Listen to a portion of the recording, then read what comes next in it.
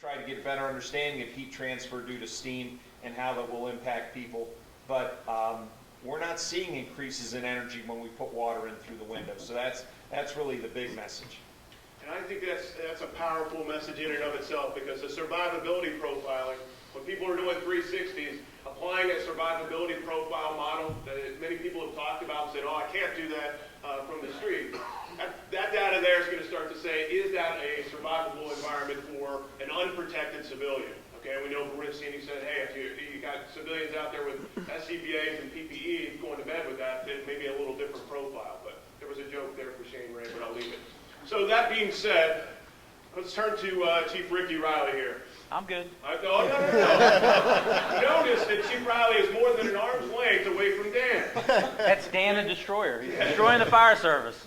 No, Chief Riley's in a very unique situation, coming from Kentland, or continuing to work with Kentland, and coming down to Clearwater, two distinctly different fire departments, aggressive fire departments.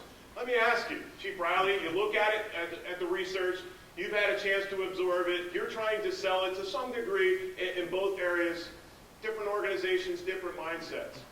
How have you gone about that? Well, after I got done vomiting in my mouth, after watching Dan's first presentation, you just got to go back, and you got to go back again, you got to go back again. You got to take it in pieces and not take the whole, and you got to understand that we still have to do our job. And you know, I got text already about carrying guns on fire trucks, and I'm like, hey, let's concentrate on getting a hose line in 100 and some odd seconds. Let's work on that, because Dan's done that. You know, told us that's the case.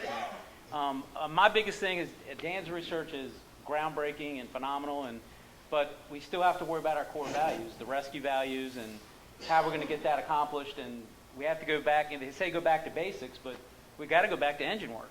I mean, you know, close the door and engine work is, you know, we got to get off roofs and worrying about breaking glass and all that. And we got to get in and go do rescues and get hose lines in service, because Dan's going to do a modeling on your fire if you don't do that. And you don't want Dan to do a modeling on your fire. That is not a good thing to have in your life. So.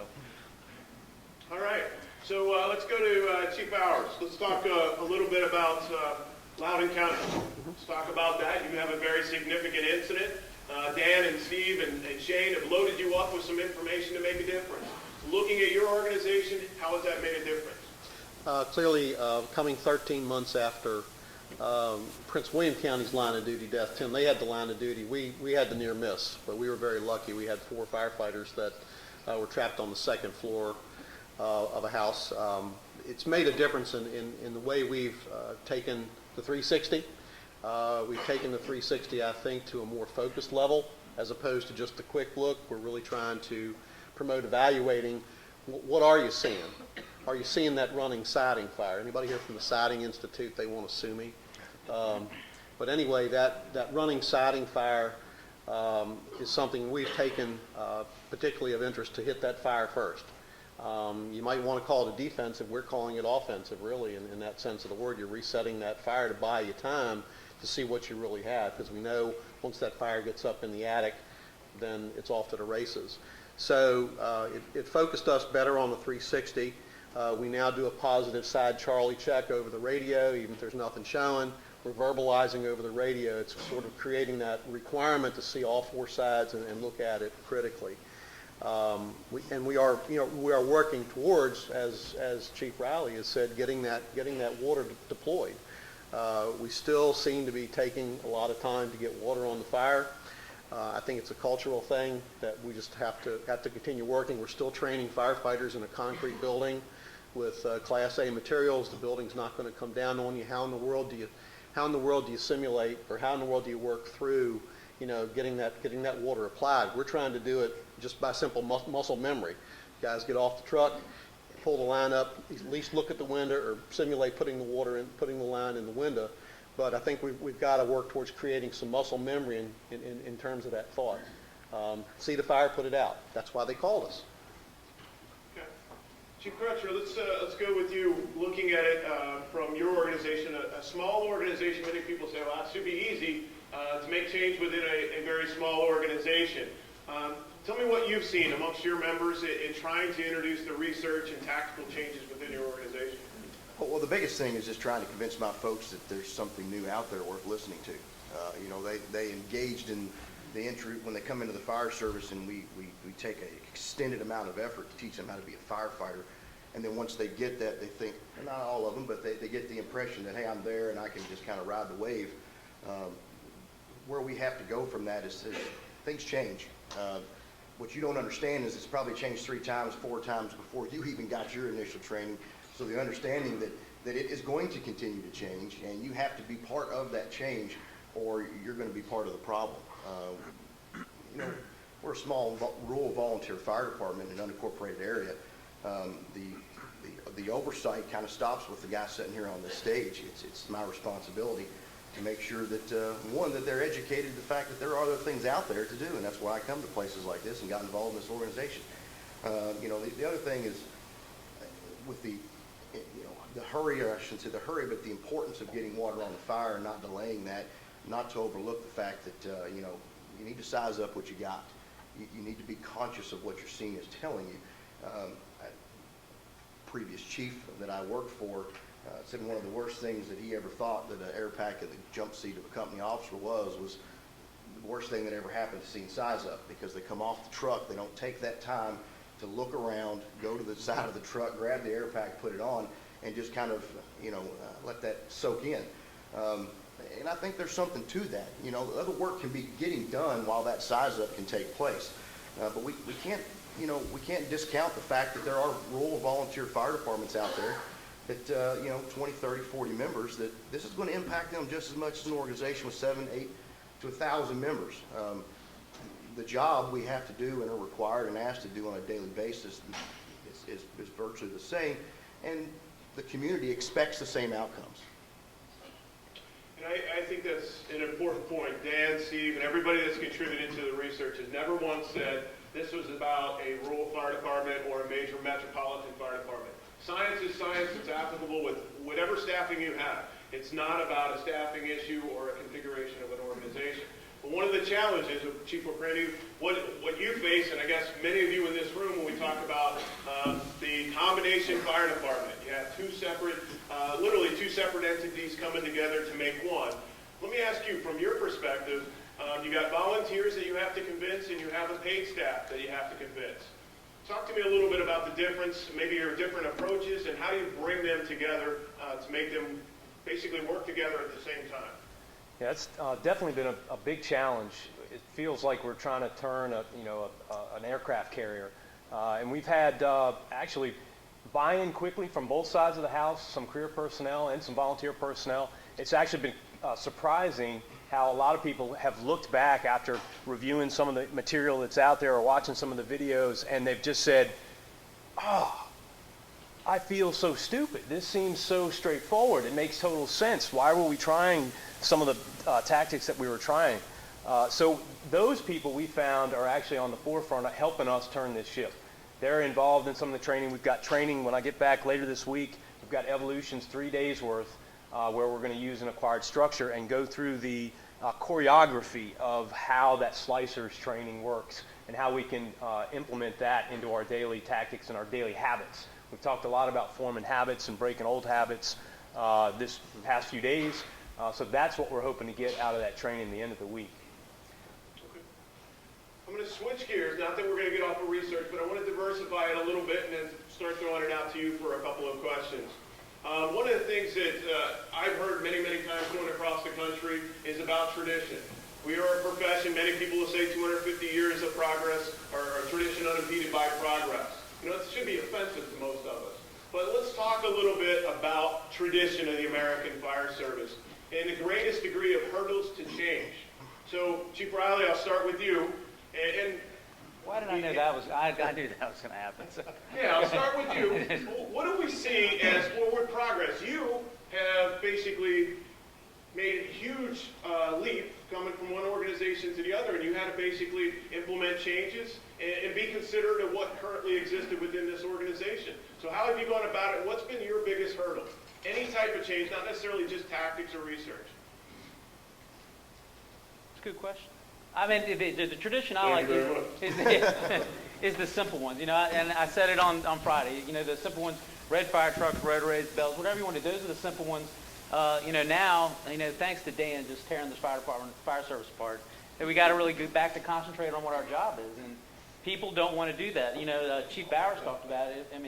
Chief just talked about it, is that, now we make guys pull attack lines and lay supply lines on sparking outlets, odorous smokes, because we got to get that muscle memory back. It's gone. We send the companies back every year now to pull every attack line at training, and whoever does it the best in the least amount of time, we give them an award. We got to get back to that. That tradition's gone, and they don't know about that one. They just know that, hey, I get to sit around my recliner today. That's the new tradition. It's Xbox and watching a 90-inch TV and not going out pulling attack lines and then complaining when they have to do it. But our organization, we've made a good turn. I've got a lot of good officers that have made that turn, young officers, which I'm extremely proud of, because a lot of people say that the younger generation's ruining the fire service, and I'm no more excited than I am now to see this young organization take off.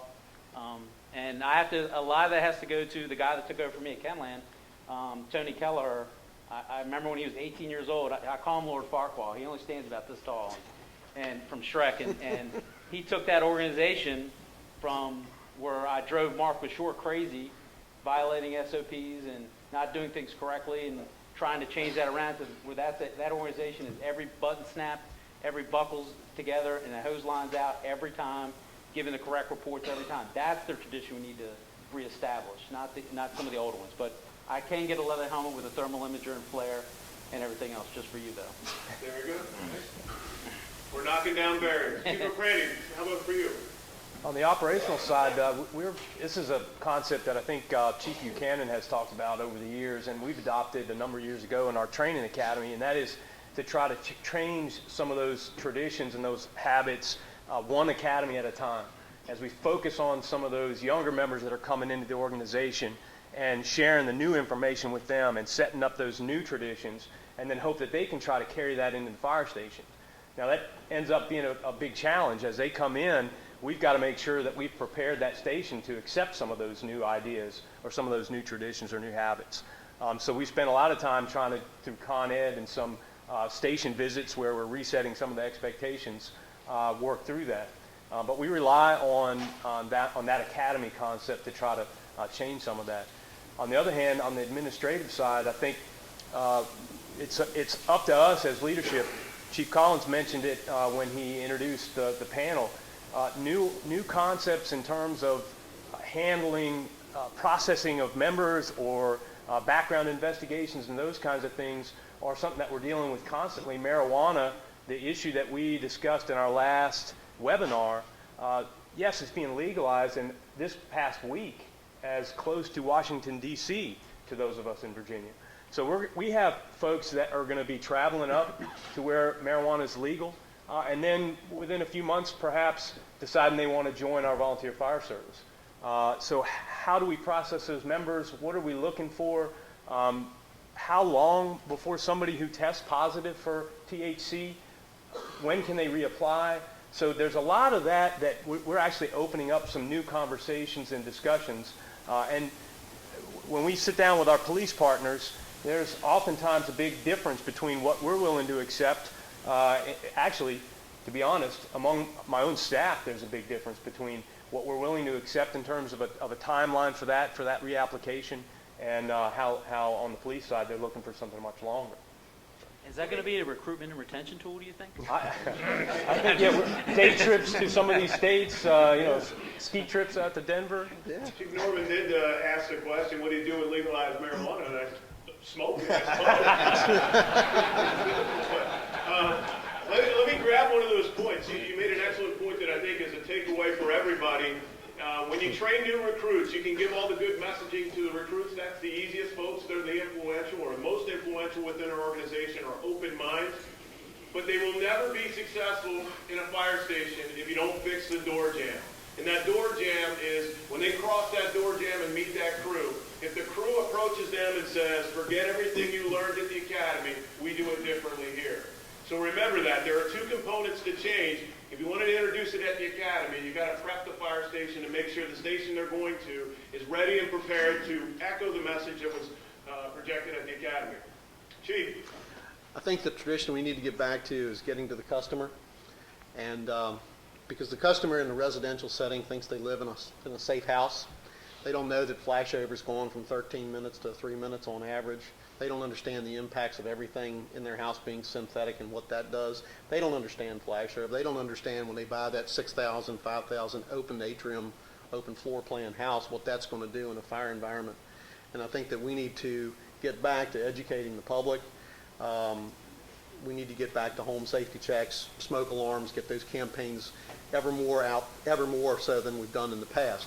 We have more ways today of getting to the public through Twitter, through Facebook, through print media, and we really need to focus on that, and particularly at the young ages as well, because I think still the best learning comes from the child that picks up something, whether it's a fire station visitor in the school, and takes it home to mom and dad. But I think that's where that's a tradition that's going to help save lives. Absolutely. It's going to help save our lives. The line of duty death in Prince William County, Kyle Wilson, we can talk all we want to talk about a ventilation-induced flashover. That was a failure of public fire safety education. That family that was up that morning did not wait in the tree or at the tree in the front yard. They went to the neighbor's house. The neighbors thought they were just being kind. It was a chilly morning. The wind was blowing about 60 miles an hour. Their house was on fire. Please come in. We'll just keep you warm and dry until the fire department gets here. Fire department gets there, nobody in the front yard. What do? They're going in, and that's what killed Kyle Wilson. Chief, I think that's an interesting point as well from a public education perspective. We say we don't get enough resources, we don't have enough financial support, they don't understand. I'd ask you again to look in the mirror. If somebody doesn't understand, it's your responsibility to explain it. You're the expert. You're the one that needs to explain it to them and make sure they understand it. You've got to use different methodologies, different ways to convey that message. So, Chief Crutcher. I have a little different take on this. The reason is I'm older than my fire department's been in existence. And when I say that is not a lot of organizations have the ability to bring that to the table, where some hang that as a badge of honor that we've been around for 100 plus years or whatever, and that's great, and I applaud that. But I'm literally older than my department, and the traditions of my department will be formed tomorrow. The future of my fire department determines what our traditions will be. And no matter what stage we are in the development of our organization, we are making those traditions daily. And the fact that we can understand that and appreciate that is we don't have to hang on to what we did 30 years ago, because that's our tradition. Make your own. Put it on the wall now and say, this is the way we're going to take care of business. The other thing, back to the point about the younger next generation of firefighters you were talking about. I don't think that they're any better or worse. They're just different. And what the difference is the fact that they're 18, 19 years old and you're not. That's the difference. I'm sorry, Shane, did you say something? But there's something to that. I'm 36 years old, and I give our board of directors a hard time all the time because I can call most of them dad. But the reality of it is we've got to engage those younger people.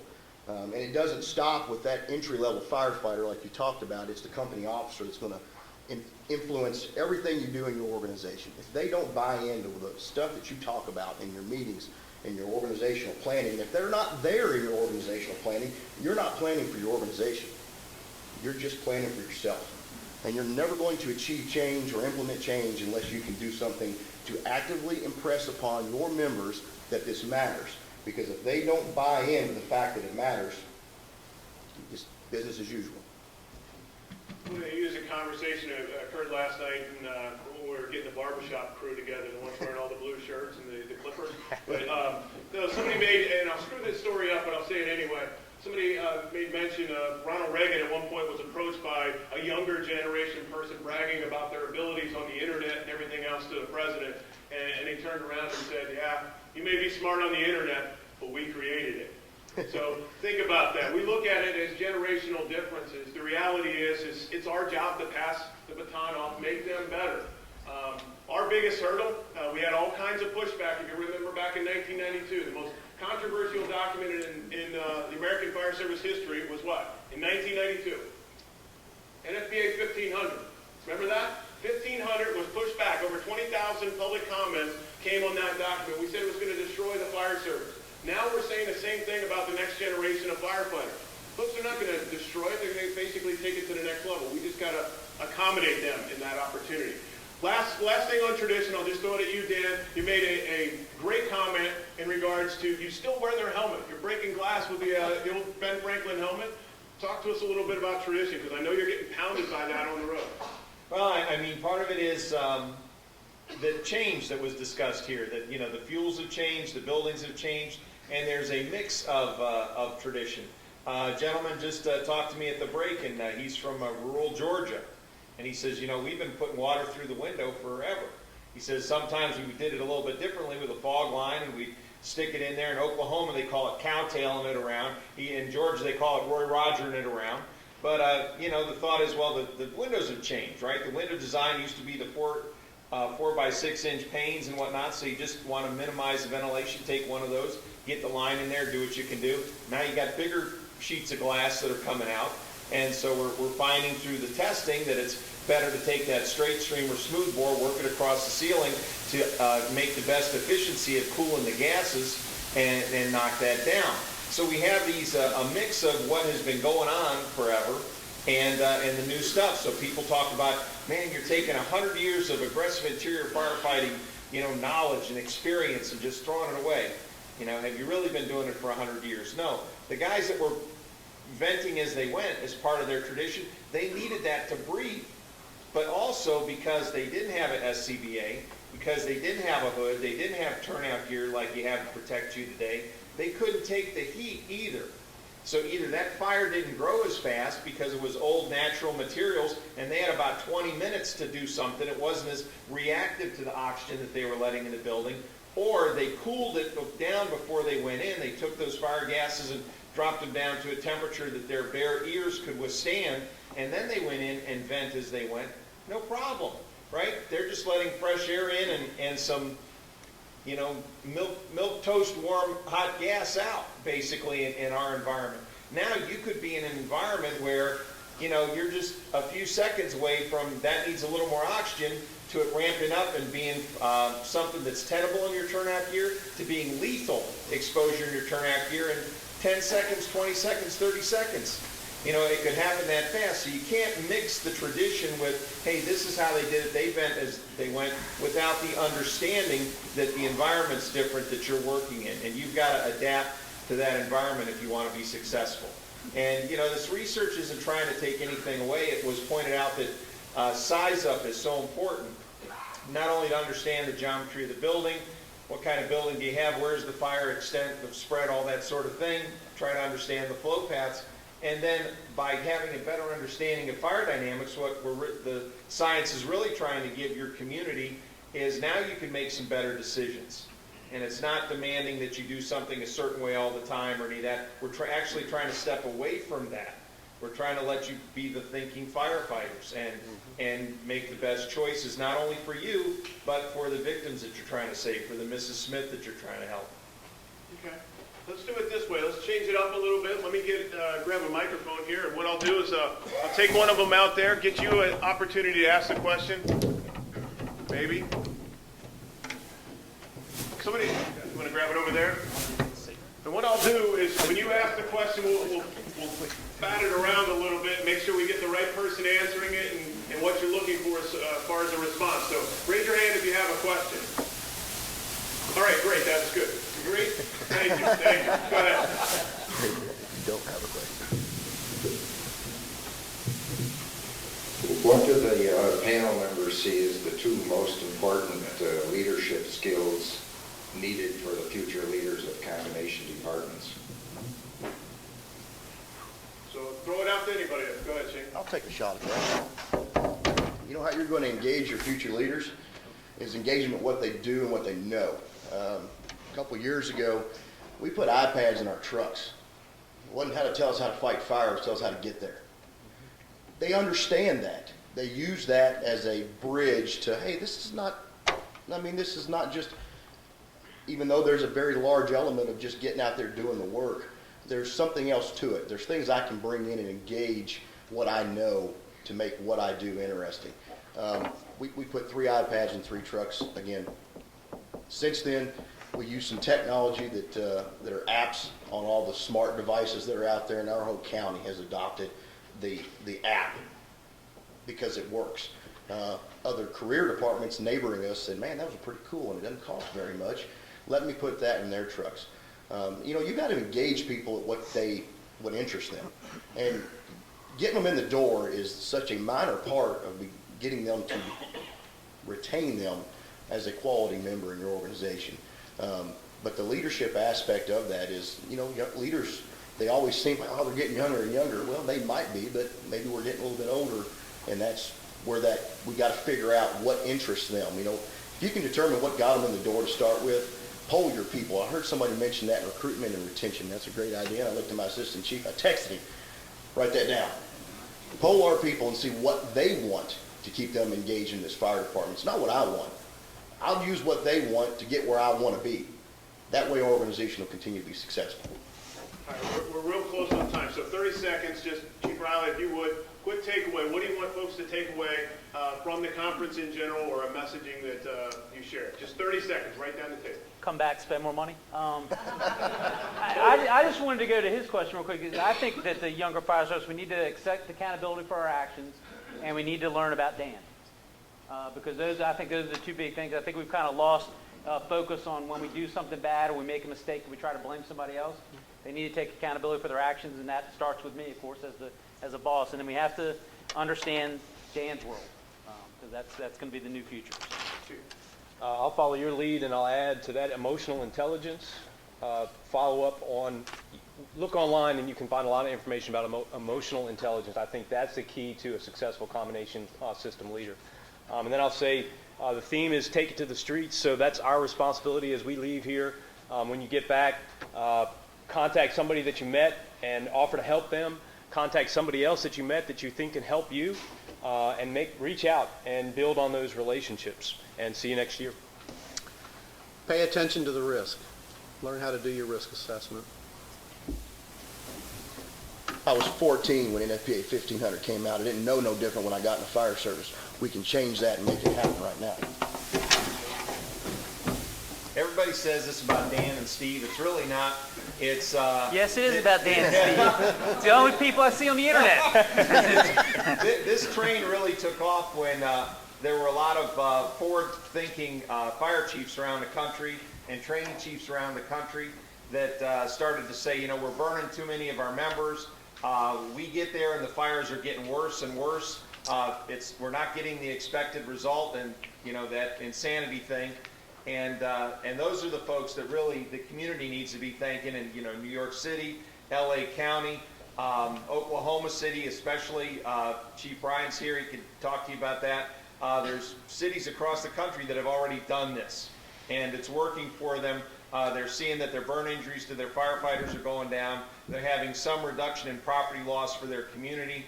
That could have an economic benefit for their community as well. So it seems like they're improving their service to Mrs. Smith. And those people that are on the front lines taking it to the street really need to be applauded. Let me wrap up with this, right? Each and every one of you are going to leave here today searching for a tipping point. Malcolm Gladwell wrote that book, The Tipping Point. You may not be the tipping point. There may be somebody within your organization that allows you to achieve that tipping point. They're the right name, the right face within your organization to speak the message and make the change. Find that person. There's another thing that we all search for is a tipping point, a relevant incident. We're getting ready to hear from a young gentleman who is now a doctor who went through one of the most traumatic incidents that anybody in the country has ever experienced. I had a very unique relationship with that incident. What I'm going to do is ask you to listen to this young man. Listen to what he has gone through, the pain and suffering that is involved in not making change. And then listen to the other side of it, the success that you can achieve in making change early and making change as a firefighter. Don't look at yourself as being the only person that institutes change. You are an influential person. Find somebody to share the message to basically create that ripple effect. Find the big rock, throw it in the puddle, make the wave. Don't just sit back and ride the wave. You can't conclude that roundtable any better than that, other than thank you to Tim Sindelback and our board members on the panel for doing so. Big round of applause. Thank you.